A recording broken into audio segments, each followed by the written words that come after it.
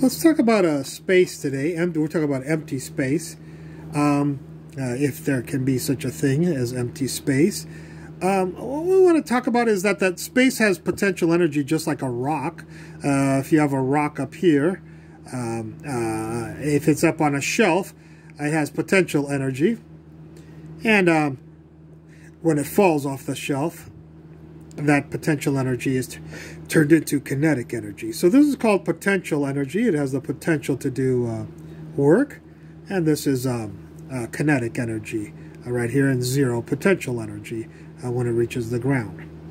When we talk about space, when a photon leaves an atom, the photon goes into space, you know. So obviously space absorbs energy. You know, space has the ability to absorb energy. Second of all, as the photon travels, you know, if an atom, an excited atom, releases a photon, and here's another atom over here that's not excited or is excited, doesn't much matter, and the photon transgresses over to the other atom.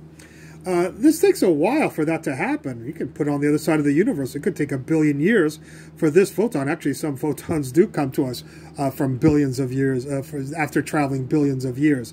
So the point is, during this whole time here, space has stored the energy.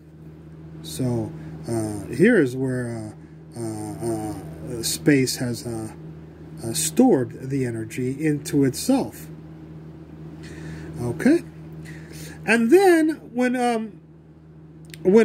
this transition happens, so here space absorbs energy. The atom emits light or energy into space, and space actually absorbs the energy. Here, space stores the energy in this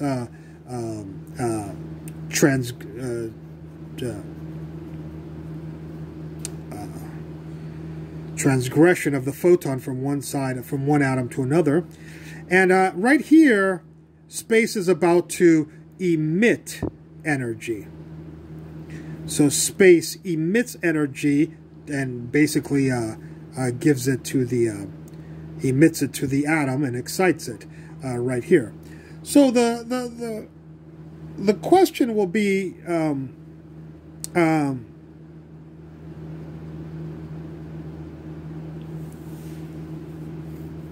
if space can absorb energy, can store energy, can emit energy, then space is actually almost like matter in a sense. It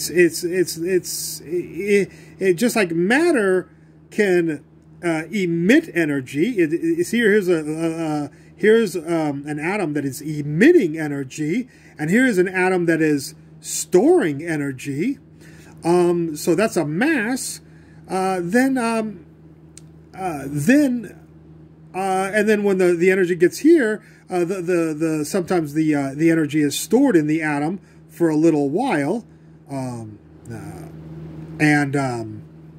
So if mass can do the same thing that space can do, then perhaps mass is actually energy, just like matter is actually energy. If space is energy, then it needs to be accounted for in the total mass of the universe. All right, well, that's some crazy talk, but hopefully something will come from it. Thank you for watching. I look forward to any comments at the bottom, and we'll see you next time.